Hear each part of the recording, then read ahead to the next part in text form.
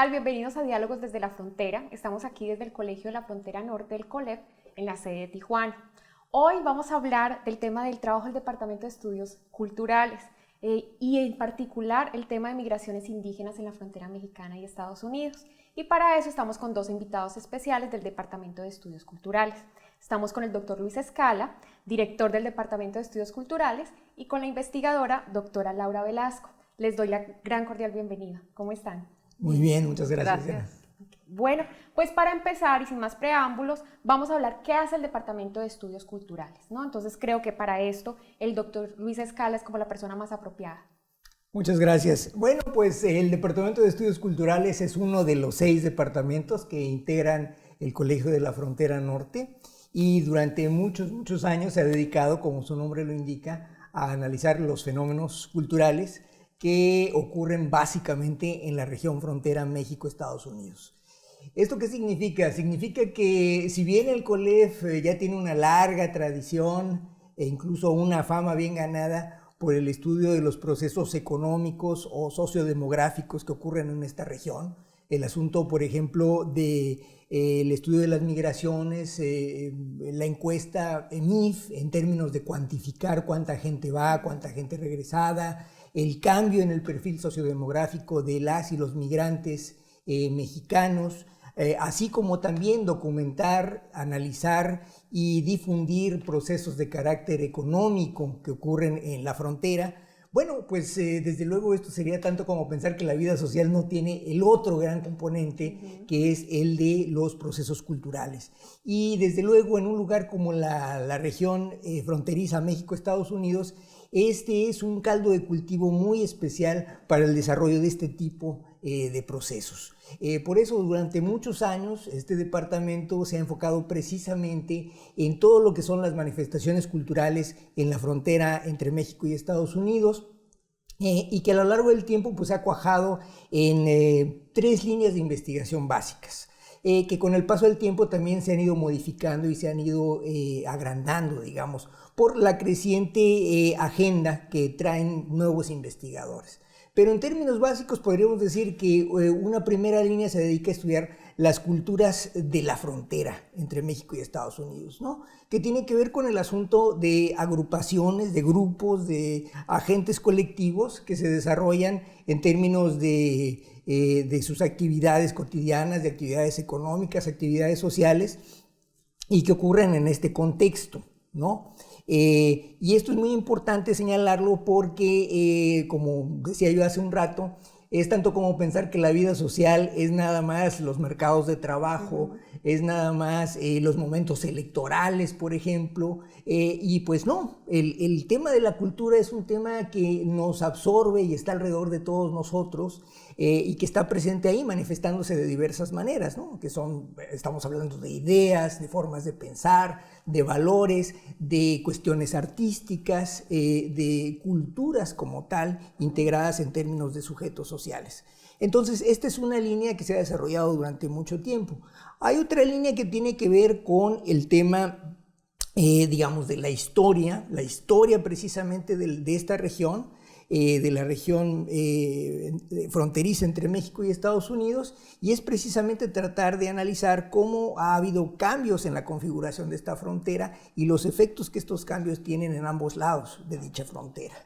Y en tercer lugar, yo creo que la tercera vertiente que ha sido la más fructífera es el estudio de las identidades, sobre todo las identidades colectivas, que tienen que ver con cuestiones de etnicidad, de raza, de identidad sexual, de clase social, y que esto se pone de manifiesto a través de múltiples instancias colectivas, ¿no? Particularmente una que ha sido, creo yo, muy fructíferamente explorada en nuestro departamento, que es el de la identidad étnica, es decir, la condición de ser indígena o no ser indígena, digamos. Eso es algo que ha sido explorado, creo yo, de manera muy extensa a lo largo de mucho tiempo. Muy bien. Bueno, entonces en esa línea de estudios de identidad está la temática que vamos a tratar este día, ¿no? Que es el estudio de las comunidades indígenas migrantes.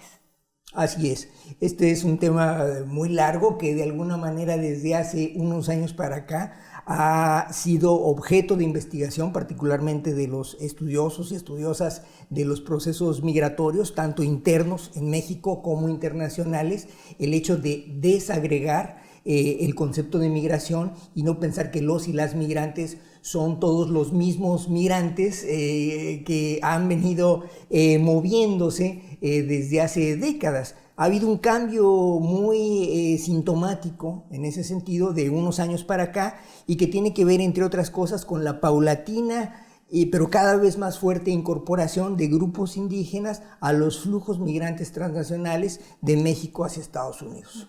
Pues bien, con esa introducción que nos hace del tema, vamos a ir a una pausa y regresamos con la doctora Velasco para que nos hable.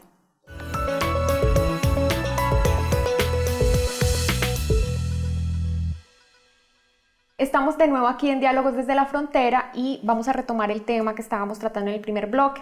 Hablábamos sobre cuál es el trabajo que hace el Instituto, el Departamento de Estudios Culturales. Entonces ahora vamos a introducir el tema de las migraciones indígenas en la frontera de México y Estados Unidos como uno de los temas que se trata en el departamento, ¿no? Entonces vamos con la doctora Laura Velasco para que nos introduzca qué es esto de las migraciones. Bueno, un tema relevante es distinguir que las migraciones indígenas tienen un comportamiento específico en función de las formas culturales que tienen los indígenas con una vida comunitaria. Es decir, una vida que se estructura alrededor de una socialización en torno a ejes de vida comunitaria, como son, por ejemplo, la orientación colectiva, ¿no? El compromiso con los demás, y digamos una ética en la que el individuo tiene sentido en función de la colectividad, ¿no? Eso podría tener expresiones distintas en la gran diversidad de población indígena que tiene México, es decir, estamos hablando nosotros de 68 lenguas indígenas que se hablan en México y que corresponden más o menos a grupos indígenas. Entonces imaginen ustedes la diversidad que tenemos nosotros en términos culturales y en términos sociales y en términos regionales. Pero en esta frontera, particularmente en la frontera noroeste, la frontera Baja California con California, hemos tenido una larga tradición de migraciones indígenas, sobre todo de Oaxaca.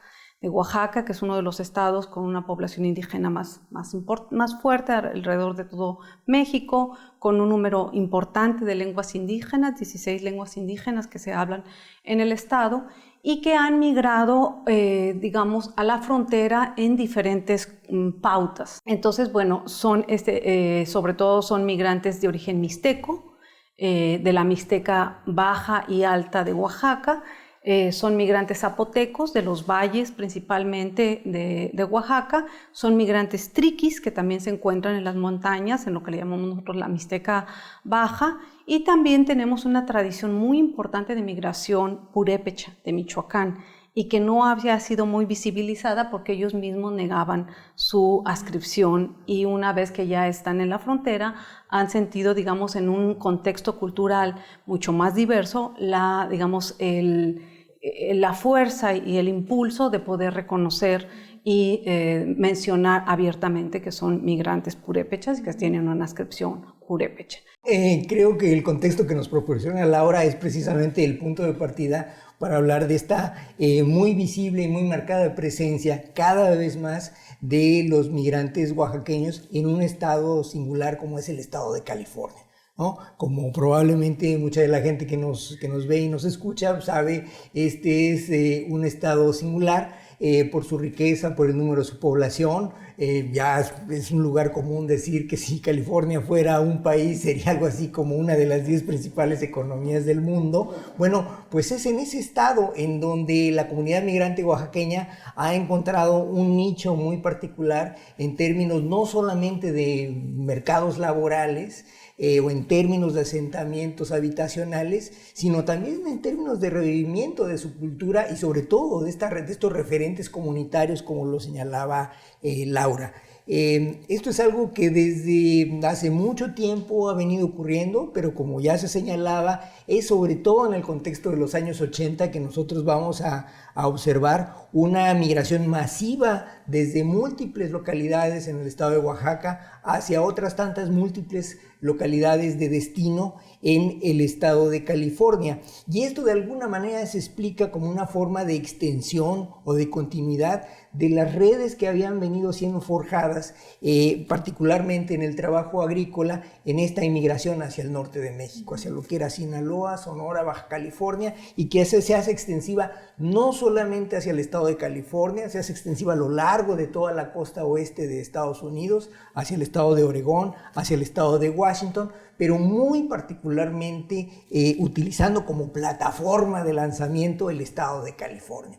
De tal manera que un muy agudo observador de estos procesos migratorios de la comunidad migrante oaxaqueña llegó a bautizar como Oaxaca California, ¿no? Que es Michael Kearney, y que él en su momento observaba cómo precisamente muchas comunidades de origen construían estos puntos, construían estos puentes entre origen y destino, entre Oaxaca y California, precisamente como parte de estos procesos, todos ellos asentados en lo que es esta idea de comunidad.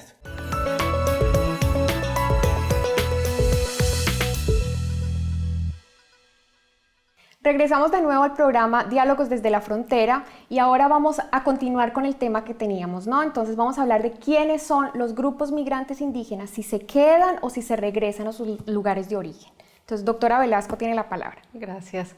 Bueno, nosotros tenemos una historia de la migración, ¿no? Indígena.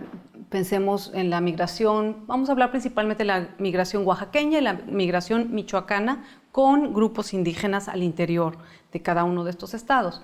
Entonces, nosotros podríamos tener, si vemos la migración oaxaqueña, vemos que está ligada a las migraciones urbanas, hacia las ciudades de Oaxaca, la Ciudad de México, con un patrón, digamos, que era el servicio doméstico, por ejemplo, en el caso de las jóvenes o en el caso de los hombres al trabajo de la construcción. Entonces tenía una temporalidad en la que se pensaba que regresaban los migrantes a su lugar de origen. Igual sucedió con las migraciones temporales hacia este corredor agrícola del noroeste que le llamamos, que sería Sinaloa, Sonora, Baja California, en la que se iban por un tiempo a la pizca de un cultivo específico y regresaban a sus lugares de origen. Pero como siempre ha sucedido en las historias de las migraciones en el mundo, uno piensa que se va por un tiempo y poco a poco uno se va quedando en ese lugar de destino y siempre uno piensa, mañana me voy, el próximo mes, estoy aquí mientras, ¿verdad? Y pues igual sucedió con las migraciones indígenas. Estos migrantes que llegaron por una temporada, poco a poco se fueron estableciendo y fueron creando una vida comunitaria en los lugares de destino. Pensemos nosotros en la frontera y podríamos pensar, bueno, estos migrantes temporales que van a Baja California, que van a San Quintín o a los campos de maniadero y trabajan por temporadas, pues empiezan también a ver que hay una vida, digamos, hay posibilidades de hacer una vida estable y van asentándose lentamente y también, por ejemplo, si migraban a veces solos, pues o en pareja y dejaban a los hijos o a la esposa en sus lugares de origen, pues lentamente los van trayendo, ¿no? Van haciendo lo que le llamamos nosotros la reunificación familiar y entonces eso va generando otro tipo de orientación, otro tipo de relación con los lugares de destino, ya sea un medio urbano, ya sea un medio rural, y entonces se va desarrollando, claro, rápidamente la necesidad de tener una casa, ¿no? Si yo llegué a vivir con mi hermano, de pronto pienso que, bueno, rento una casa pequeña, empieza la posibilidad de tener un lote, bueno, ¿por qué no? Voy y tengo un lote. Empieza la necesidad de los niños tienen que ir a la escuela. Entonces, bueno, los metemos a la escuela, los inscribimos y ese es el proceso lento en el que todas las migraciones en el mundo y todos los migrantes van lentamente comprometiéndose con los lugares de destino y empezando a tener apego también a ese lugar de destino, a la vez que tienen apego con su lugar de origen. Entonces, esa relación, digamos, un poco bifocal, ¿no? Que ahora nosotros le llamamos transterritorial o transnacional, pues realmente es un proceso muy natural de las migraciones. Lo mismo sucede con los migrantes indígenas. Entonces, estos migrantes que de pronto venían con la idea, migrantes mixtecos, por ejemplo, que venían con la idea de cruzar a California, bueno, traen a su familia y la asientan en Tijuana. La dejan en Tijuana con la posibilidad de que ellos crucen a trabajar en la agricultura, pero tengan muy cercana a su familia. Entonces, también se va dando una especie como de comunidades de resguardo que se crean en la frontera mexicana. Entonces, claro, una de las necesidades pareciera ser no tan inmediata, pero es bastante inmediata por lo que nosotros observamos, es muy pronto recrear la vida comunitaria. Porque como lo decía Luis, nosotros pensamos comúnmente en las migraciones y pensamos en las dimensiones económicas, ¿no? O en las dimensiones instrumentales. ¿Qué resuelve la migración? Pero también en las migraciones hay procesos subjetivos, procesos de identidad, procesos afectivos que se desarrollan y que me implican a mí como persona tratar de reconstituirme en un lugar nuevo en el que no están los referentes que yo tenía en mi lugar de origen y me decía quién soy yo como parte de una colectividad. Entonces, esa necesidad de reconstituirse como partes de estos colectivos es lo que lleva a que muy pronto se reactive la vida comunitaria. Y creo que en esta reactivación de la vida comunitaria, las festividades y los rituales son ejes fundamentales. Y eso lo vemos nosotros en otro tipo de migraciones, no solamente en la frontera, sino en el mundo. Pero creo que aquí lo importante es que para estas poblaciones indígenas tienen un papel central, un papel fundamental. Y tal vez, Luis nos puede platicar un poco sobre California, porque en California tenemos manifestaciones sumamente interesantes, incluso, un poco más, ¿cómo se podría decir?, institucionalizadas que del lado mexicano. Pero estos fenómenos lo que nos están diciendo es que la parte festiva, la parte identitaria de realización es una necesidad básica de los migrantes, ¿no?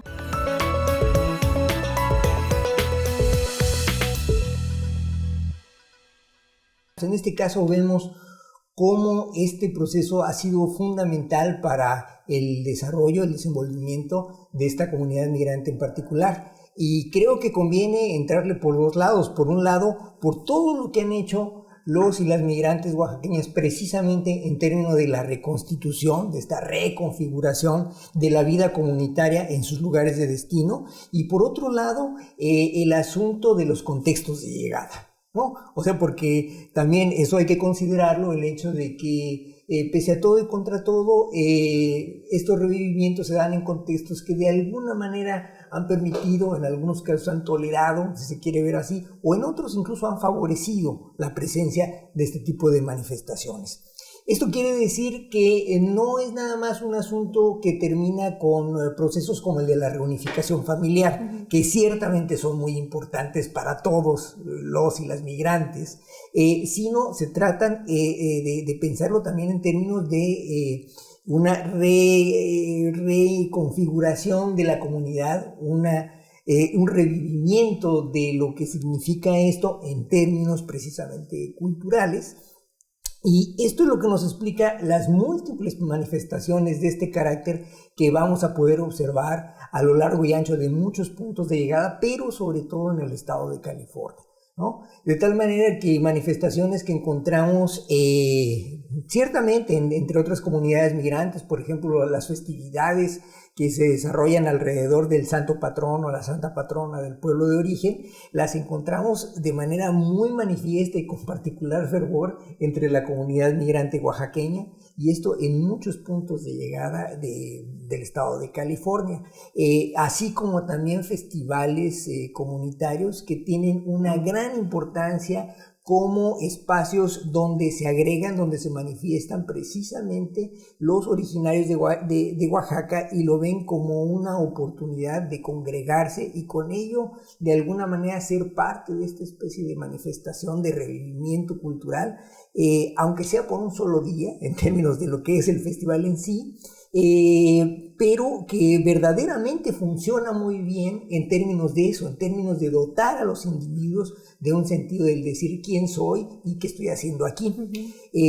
Yo desde hace un tiempo he venido documentando precisamente uno de estos festivales, el Festival de la Guelaguetza, que se celebra a lo largo y ancho del estado de California. Hoy en día ha de haber alrededor de unos 10 festivales de este tipo y que en principio podrían ser pensados como una réplica del festival original que se celebra en la ciudad de Oaxaca todos los veranos desde hace ya mucho tiempo, ¿no? Desde hace más de medio siglo, ¿no? El cual pues, tiene orígenes desde más o menos el siglo XIX, pero es alrededor de los años 40, 50 del siglo XX que alcanza esta configuración como la conocemos actualmente. Incluso adquiere el nombre de Guelaguetza, que es un vocablo zapoteco que significa dar, compartir, apoyar al otro, solidarizarse con el otro, ¿no?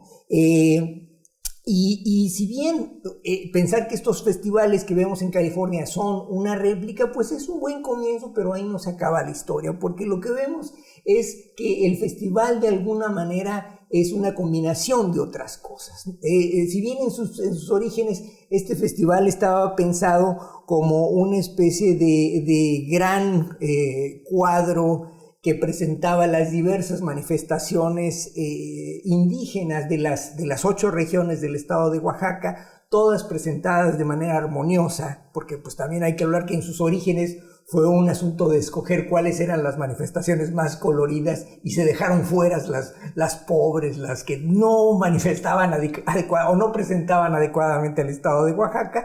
Bueno, eso ciertamente lo vamos a ver hoy en estos festivales que vemos replicados en California, pero también vemos ahí otros elementos que son completamente nuevos, ¿no? Por ejemplo, el hecho de estar haciendo alusión a la condición migrante, el hecho no solamente de hablar de manera pública y abierta y masiva sobre la condición indígena, sino también hablar de la condición migrante, e incluso a veces manifestar una agenda francamente política, ¿no? Cosa que no veríamos tan abierta o tan visiblemente en el festival original que se realiza en la ciudad de Oaxaca, en México, ¿no? Asimismo es fascinante ver cómo los actores principales, que sería, porque el festival es un festival básicamente de danza y de música, como varios de los participantes, tanto en las bandas de música como en los grupos de danza, son precisamente lo que señalaba Laura, la segunda generación migrante, los hijos e hijas de los migrantes originarios de Oaxaca que participan en este tipo de recreaciones culturales y que forman parte de lo que significa esto. Esto, junto a muchas otras expresiones, por ejemplo, estamos a unos días de celebrar el Día de Muertos. Bueno, esto también nos dice muchas cosas cuando asistimos a la celebración de Días de Muertos, por ejemplo, en una ciudad como la ciudad de Carlsbad, aquí cerca de la frontera, en California, y que nos dice muchas cosas nuevamente de cómo estos eventos se han reconfigurado, digamos, ante nuevos contextos de llegada. Y ahorita sería muy interesante ver también qué pasa en la frontera del lado mexicano con eventos de esta naturaleza. Bien, pues entonces vamos a la pausa y retomamos con ese tema.